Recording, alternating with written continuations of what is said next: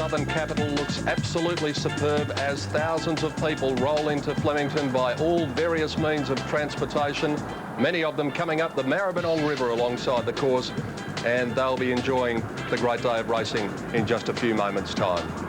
Well, let's take a look at the running of the big one today, the Foster's Melbourne Cup for 1999, and to do that, our illustrious panel is assembled again. Jenny Chapman, Richard Freedman, John Letts, good morning to you. Good morning, Pete. Morning, Pete. Morning, Pete. What a day, Jen. Oh, the weather is absolutely superb, isn't it? And last year we had a record crowd. I think we might even break it again. Rich, a bit easier for the trainers to get up on a day like this? Oh, I think it is. I think it's a great day to be getting out of bed. The sun's shining. Fantastic days racing today. Would the jockeys have slept all right last night, Lettsy, do you think? I think they'd be pretty excited, Pete. This is the biggest race in the world, one of the biggest races in the world, and I think they'd be a bit excited, but what a great way to, you know, get here to the Melbourne Cup Carnival. Yep. And let's have a look at the runners now. Starting off with the top weight, of course, Tie the Knot. And Shane Dye will take the ride here for Guy Walter. Has won 13 of 37, finished 6th last year. Can you forgive him for Saturday, Jen? Well, it's the big query, isn't it, Peter? I mean, before Saturday, his form had been fantastic, and then we had Saturday's McKinnon Stakes run, and it really was a poor effort there. He hung, he did a lot wrong, and that has to be a big concern. Number 2 is the Godolphin entry in Central Park to be ridden by Frankie Dettori, trained by Saeed bin Saror. Frankie Dettori having his 5th ride in the Melbourne Cup. Wouldn't he dearly love to win it? Yes, I think it might be Frankie's best ride if he rides it decently, because he hasn't had much luck out here, but Central Park's been a pacemaker for other horses, and in Europe you can have an official pacemaker in a race, and I think you've got to forgive his last 2 runs. He's obviously a horse with talent, so you know, he'd be there with a chance. They wouldn't bring him this far if they didn't think so. Number 3 is the favourite, Sky Heights, to be ridden by Damien Oliver for Colin Alderson at Cranbourne. Beautifully drawn in gate 1. Damien having his 10th ride in the Cup, Lettsy.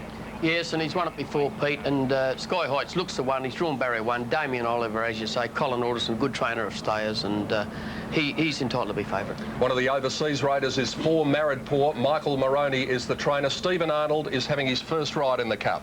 Well, Maridpore had a 3rd behind Persian Punch last year in August when Persian Punch was going very well. That's his pretty well claim to fame, I would say. And his best form is on dry tracks. Well, he's got the dry track, but he does need to improve a lot on his recent form. The Derby winner from last year is number 5, and that is Arena. This horse is trained by John Hawkes, will be ridden by Darren Gauci, finished 15th in the Melbourne Cup last year. Yeah, he was a 3-year-old last year, not quite up to it, but this year a much stronger and bigger horse, son of Danehill out of Lee's Bid, who was by Torfic, and Terrific was by Torfic. So he's got the breeding to win the race. He's ground home like a stayer his last couple of times, you know, last couple of starts, and I think he's one that's got a silly little chance. Mark Johnston is a trainer who's been out here on a couple of Melbourne Cup assaults with Quick Ransom and Double Trigger. This year he brings Yavanas Pace out. Richard Hughes will be riding in the Melbourne Cup for the first time. Yes, Pete, it's a big contract. First time to ride around Flemington to ride in the Melbourne Cup, but Yavanas Pace, an 8-year-old gelding, I can't bring him into my calculations. And we might know a bit about him before the race too, because he tends to get up on his toes, a bit like you, Lettsy. You get excited on Melbourne Cup Day, and Yavanas Pace will be going straight up to the gates. Let's have a look at the hind now, and well, this is a fantastic chance to complete the big double for the Hayes stable. Peter Hayes, the trainer. Jimmy Cassidy is the rider. The hind went around last year, finished 16th, Jen. Yes, he was wide though most of the way there. He did have some cover, but he is a proven 2-miler, Peter, and I think that he comes into this race very well weighted, and I don't think he's the roughest by any means. Jockey David Harrison makes the trip from Hong Kong to take the ride aboard Travel Mate, and there's a very good whisper around for this horse today. James Fanshawe is a very superstitious character. He won't let us talk to him before the race. We might be talking to him afterwards though, Rich. The smart punters from Europe have put this horse in with a big chance. He hasn't carried this lighter weight in about 2 years, this horse, and his form's been excellent. He ran 2nd in the Tote Ebor, he ran 2nd in the Northumberland Plate. They're superior staying events, and this horse is in with a real shot. The most experienced horse in the race is Sky Bow, grand old galloper. He's having his 4th tilt at the Melbourne Cup. He finished 3rd in 96, 7th in 97, 8th in 98. He'll get the 2 miles, let's he? You get the 2 miles right, Pete, but his form lately has just been pretty ordinary, and his 4th try at it, and I think he was a lot better a couple of years ago. And we wish good thoughts to one of our fine young jockeys, Aaron Spiteri, who'll be riding in the Melbourne Cup for the first time aboard number 10, The Message. This horse trained by John Ralph. It's been around in a few, Jen. Well, he has. He's one go over the distance. distance was in the Auckland Cup, and he finished second last there. And on his recent form, I'd have to say he's going to be struggling in this, I would think. A good each-way selection, I think, is number 11 Streak, the Moonee Valley Cup winner, to be ridden by a fellow who knows what it takes to win a Melbourne Cup, Gregory Michael Hall, who won on the great Sub-Zero back in '92. Great day for you, Rich. It was a great day. I don't think Streak's quite the horse Sub-Zero was, but look, from barrier 17, he'll run a good race. He's found form recently in the Moonee Valley Cup. That was a good run, but his best form appears to be at Moonee Valley, and I'm not sure whether he carries it on to Flemington. He have a silly outside chance, that's all. On to number 12, Lahar. Corey Brown will be riding in the Melbourne Cup for the second time. This horse is trained by Paul Caven, is going to be long odds, let's see. She'll be long odds, Pete, and her form recently is pretty ordinary for a Melbourne Cup.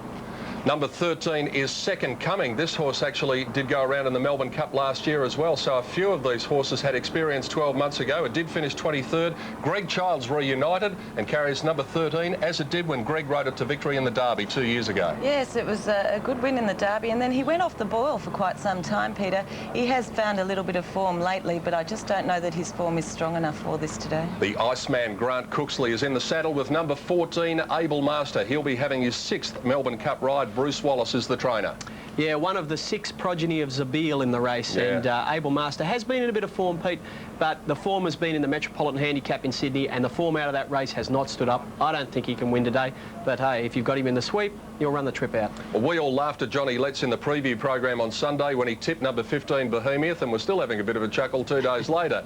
But he is trained by John Sadler to be ridden by Jason Patton. His debut ride in the Melbourne Cup, what a story that'd be. Yes, Pete, and he's drawn barrier 5. He should have a nice run all the way. The horse has run second over 2 miles behind the hind in the Adelaide Cup. He's won the St Ledger here, so he's in the race with a good chance. Another debut rider in the Cup this year is the New Zealander Opie Bosson, the young man with such a big reputation. He takes the sit aboard number 16 Figurehead for Kay Lane. Drawn barrier 24, so that's going to make it quite difficult for Figurehead. This horse did win the Cranbourne Cup in record time, but then just couldn't match them at all in the Caulfield Cup. So I think he's not a chance at all, actually. Well, one that is a definite chance. An amazing record for Bart Cummings. It could be win number 11 in the Foster's Melbourne Cup today with Rogan Josh, Johnny Marshall, the rider, barrier number 21. Interesting to note, Rich, Bart Cummings is the only Cup-winning trainer with a horse in today's race. Yeah, I bet that hasn't happened in a while. But the Bart Cummings factor, we saw the tote. This horse has come up very short on the tote, and that's the Cummings factor. He's performed a miracle with this horse. I didn't think it was possible for this horse to come this far. He has run second in a Perth Cup previously, so he can run out the 2 miles. His form's excellent. He's there with a big, big show. Runners are on their way to the barrier for the first here at Flemington. We'll be looking at them shortly. Continuing our look at the Foster's Melbourne Cup, though, and also in with a big show, number 18, Lay Beal, the second of Johnny Sadler's runners, Stephen Baster. He'll be smiling whether he runs first or last. Let's see. Gee, what a great day to be for Stevie Baster too. He's rode this mare in the Caulfield Cup, ran second. It was a great run, and gee, I think Stephen's in this with a great chance. And an omen that came out of my race book when I got here. Stephen Baster. The Stephen Baster bookmark. Well, the one in mine was Shane Dye, so I don't know whether that's an omen for Ty the Knot Punters. Down to number 19, Brew, and this is the next one of Michael Moroney's trio of runners, and Lance O'Sullivan having his 5th Cup ride.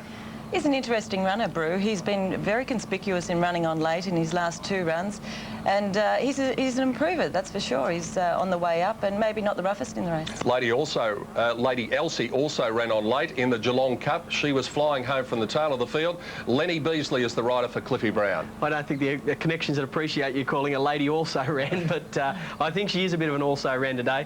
Her form really isn't strong enough. The stewards did query her run in the Geelong Cup. She came from a long way back, but I can't see her winning today, Pete. Thanks very much for pointing out that slip of the tongue too, Rich. Good team player is Richard Freeman. Number 21, Rebor, and Chris Muntz will be having his 3rd ride in the Melbourne Cup, and he'll also be having memories of this day 12 months ago. Yes, well, Rebor with Chrissy Muntz last year hoped to make it a Quinella win again this year, Pete, but I can't see it winning. Trained by Bart Cummings, but it's going to struggle, I think. Gary Grills was puffing and panting when he came back aboard the Warrior the other day, and he's out there riding over the 3,200 metres today, this horse number 22, the Warrior. Any chance, Jen? Well, drawn barrier 20, so we'll need a lot of luck from that particular barrier. A nice effort on Saturday, but I just don't think quite strong enough once again for the Melbourne Cup. There's only one horse in this field, you know, that has won at this track over this distance, and it's number 23, Zab One. It won the Duke of Norfolk Stakes earlier this year. Samuel Daniel Highland, the rider for James Maloney, but he's going to be at big odds. Ah, yes, he will. Son of Zabeel.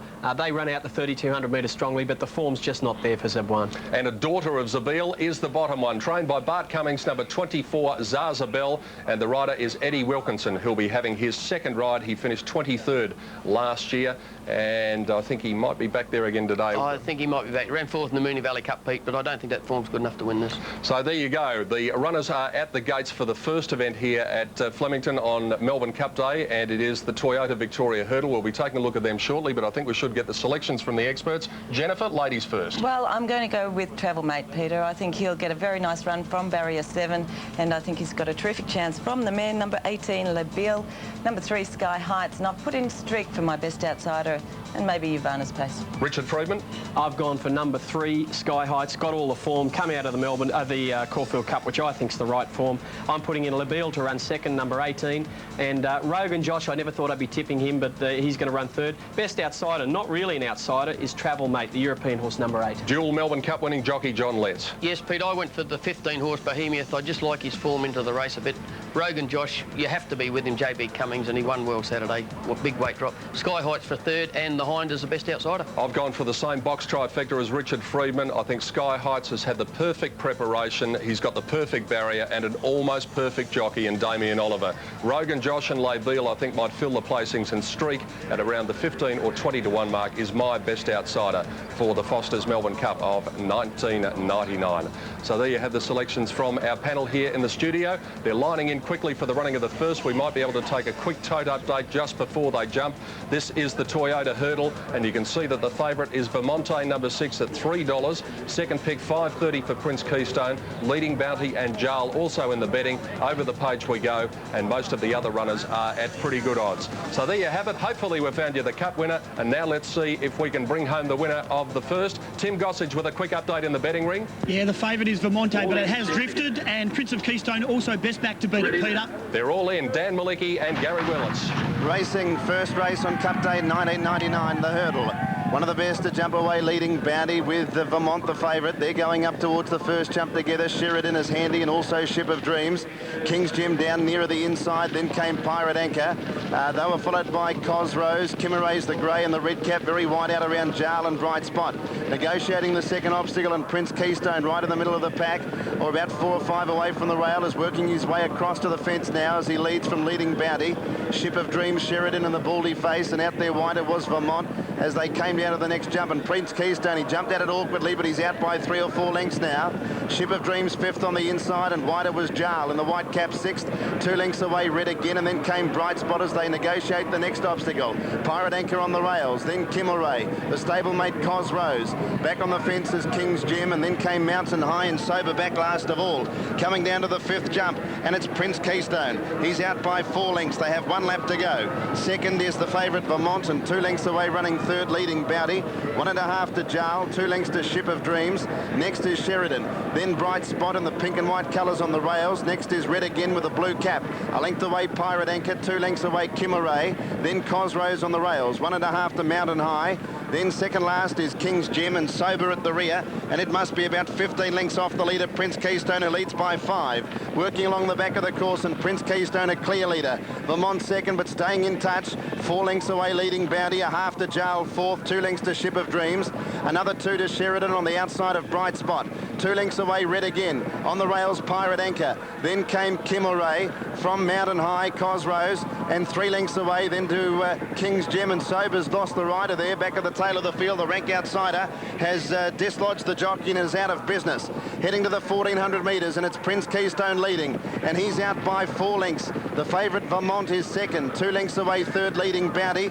On its outside Jarl, 2.5 lengths away Ship of Dreams. On the rails Bright Spot, 1 to Sheridan, another 2 lengths to Red again, and then Pirate Anchor the inside from Mountain High, then Kimmeray, Cosrose, and 4 lengths to King's Gem, and Sober is out of business as they work to the back, 1,000 metres to travel, and Prince Keystone still 3 or 4 lengths in front. Vermont second, Leading Bounty is a length away third, then Bright Spot and Jarl together from Ship of Dreams. Next is Sheridan, Pirate Anchor on the inside of Red again from Mountain High, then Cosrose, Kimmeray, and they've dropped off King's Gem. About 800 metres left to travel, and Prince Keystone trying going to lead all the way. Led 3 lengths to Vermont, who's on the inside of leading Bounty. Giles on the outside of the pair. 2 lengths to Bright Spot, then Ship of Dreams and Sheridan. Red again, Pirate Anchor, Mountain High, and then the stablemates Kimmeray and Cosrose. Coming to the turn, 600 left to travel. And Prince Keystone wheels into the straight, 2 lengths in front. Leading Bounty giving chase. Back on the inside, Vermont, another 2 lengths to Jarl, and then Bright Spot, Sheridan, and Cosrose from Ship of Dreams. Prince Keystone coming down to the 400 metres, leads by 2 lengths to leading Bounty giving chase. Vermont's under the whip, and they were followed by Bright Spot coming down to the last hurdle. Prince Keystone jumped at 2 lengths in front of leading Bounty, Vermont, and then came Bright Spot, Mountain High running on, but Prince Keystone looks to have a winning break. He has. He's going to lead all the way and win the Toyota Victoria hurdle by 6 lengths. Bright Spot gets into second to cut out leading Bounty, who's run third, then Mountain High, Vermont. Next time Ship of Dreams, further back to Jarl, Sheridan, then came Cosrose.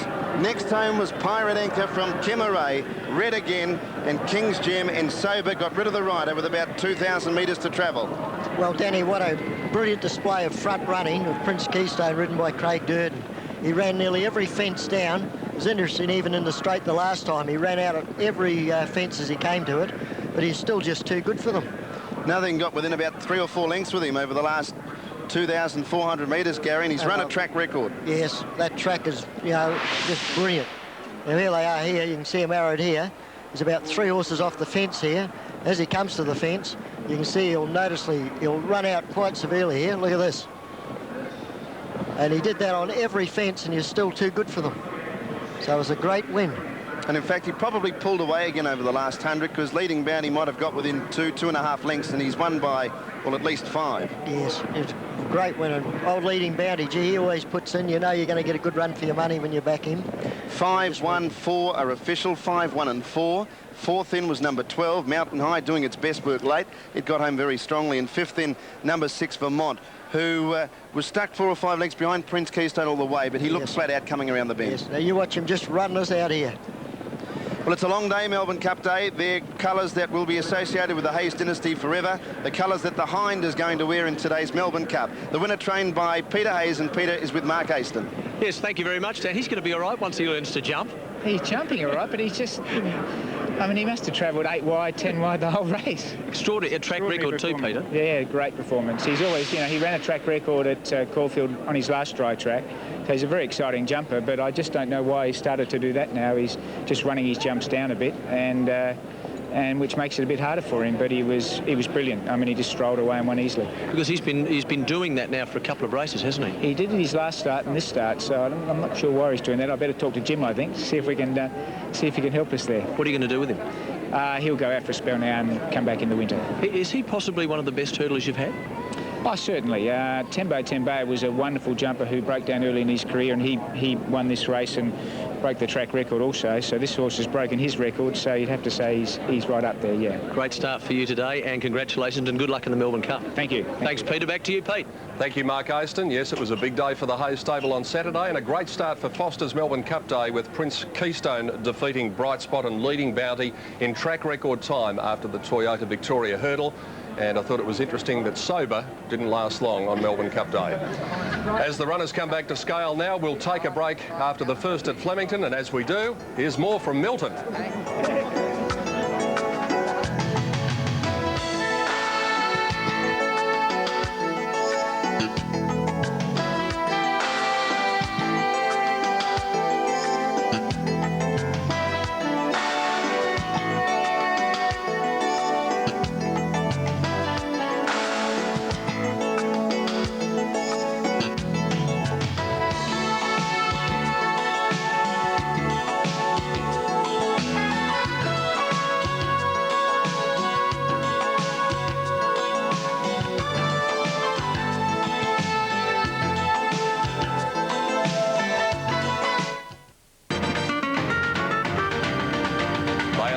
That the Hind will be carrying later in the Foster's Melbourne Cup, and Prince Keystone has already carried them to victory here in the first event, ridden by Craig Durden, a top jumps jockey, defeating a Bright Spot and leading Bounty. It will be a day of celebrations out here at Flemington today, and the Happy Connections are already heading to the Champagne Bar to celebrate at this early hour.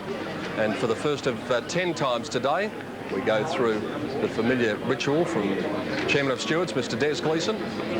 Correct weight? Weight is there, correct weight. Brought to you by Maggi on the first for the numbers 5, 1 and 4. That means the Super Tab dividends are official. Here they are with Dan Malicki. Thank you, Peter. The winner returns $4.80 and $2, Prince Keystone. $3.20 for the place, number 1, Bright Spot. $2.50, number 4, Leading Bounty.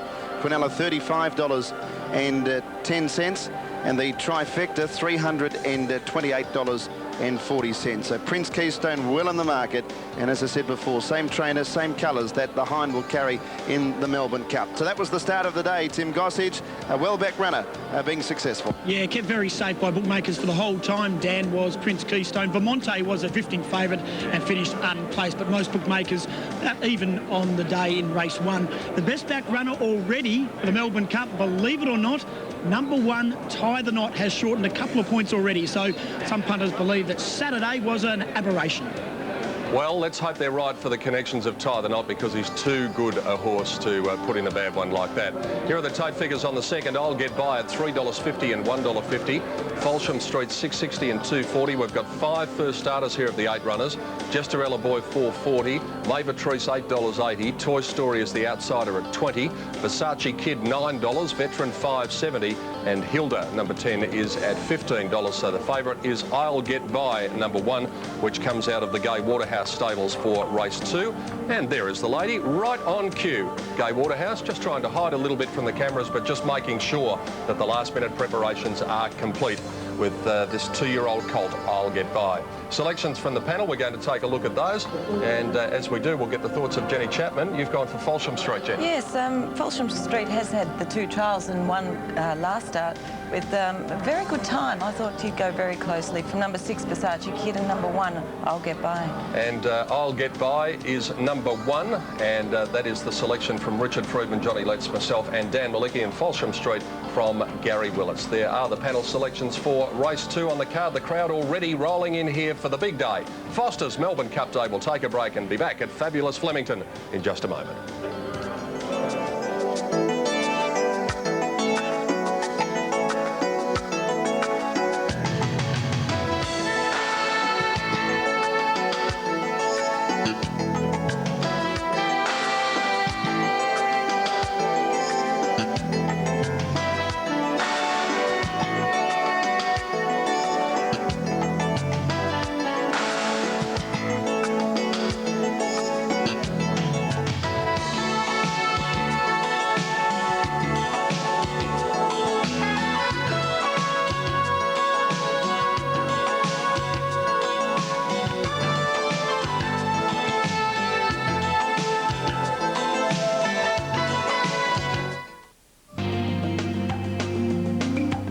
But the first time I ever went, I was a policeman on duty, and that's the only reason I went, because I could get in for nothing. But back-to-back Jimmy Johnson Rain Lover, 68 and 69, once in the wet, was just absolutely fantastic. That's my first recollection. 107,000 people there on the day, and I was hooked forever on the first Tuesday in November.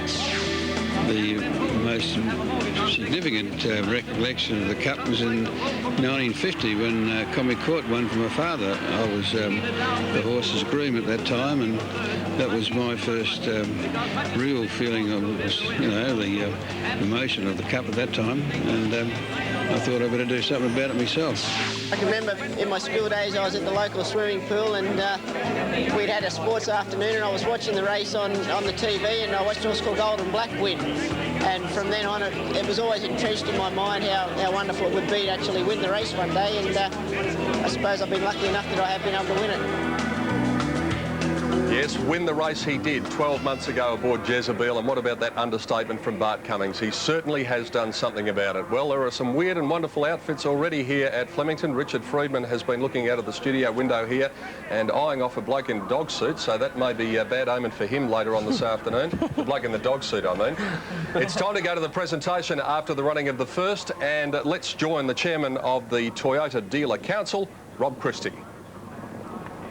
Chairman of the VRC, committee, distinguished guests, ladies and gentlemen, on behalf of Toyota and the Toyota Dealer Network, we're very pleased to be able to sponsor this race today, the Toyota Victoria Hurdle. Toyota's been in Australia for some 40 years and we're certainly here for the long run. Congratulations to the connections of Prince Keystone, and I'd like John Grant to come forward, accept the trophy on their behalf. Really good effort by Prince Keystone. Congratulations to the connections. Yes, any trophy on Melbourne Cup Day is one worth holding up and putting proudly on the mantelpiece. And as the panel tunes in with me again here, significantly, the time, track record time in the first. Yes, fantastic. The track is in perfect nick, and interesting to see these straight races, which side they're going to come down.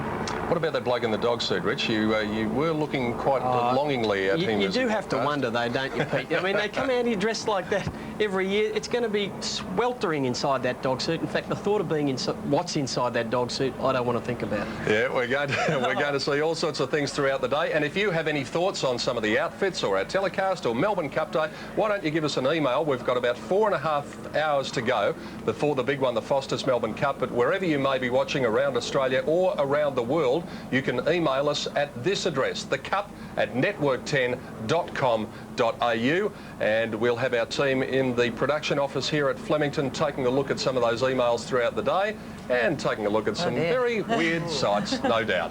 Let's go to the break with more of Milton Black's tips for Cup Day of '99.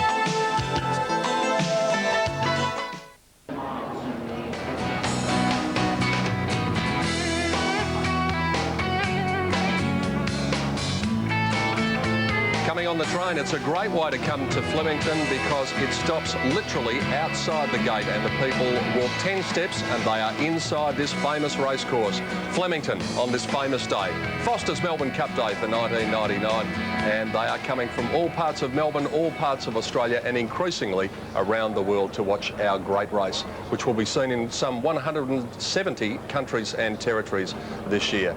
Well, one of the social hubs of any Melbourne Cup Carnival is situated down in the members' car park. It is the Channel 10 marquee, and here is a lady who's made her way from the breakfast at the Sofitel this morning to be with us. Hi, Sandy.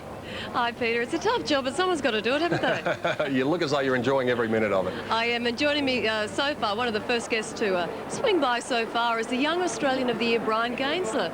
Welcome to Flemington, Brian. It's pretty exciting to be here. Now, you're the man that made science cool. If it wasn't already, you certainly, made science cool to so many other young Australians. But I understand you're an avid sports fan. You enjoying today? Well, horse racing hasn't been my thing before, and I'm really getting into it now, yeah. What do you make of the carnival so far? I know you were here on Derby Day. I think it's more interesting to watch the people than the horses, actually. Oh, really? Any impressions you want to sort of divulge? Of people or horses? Well, both. Well, I think I need to do a little bit more fashion shopping, basically. I think just the boring old suit's not going to cut it at Flemington. Oh, you look very sartorial today, Brian. Don't worry. Now, listen, the big race is at 3:20 today. Have you got a tip? Well, I love Indian food, so definitely Rogan Josh. If I hear that one more time... Well, it did win the other day. It was looking pretty good, so that's where my money's going. OK, well, look, best of luck for the rest of your term as the ambassador for Australia. I know you had some difficulty convincing those in America to let you come home and be the ambassador. You've had quite an extraordinary year, haven't you? Yeah, I've been living this weird double life. 6 months of the year wearing jeans and trackies and that in Boston, and the other half of the year doing the suit and speech thing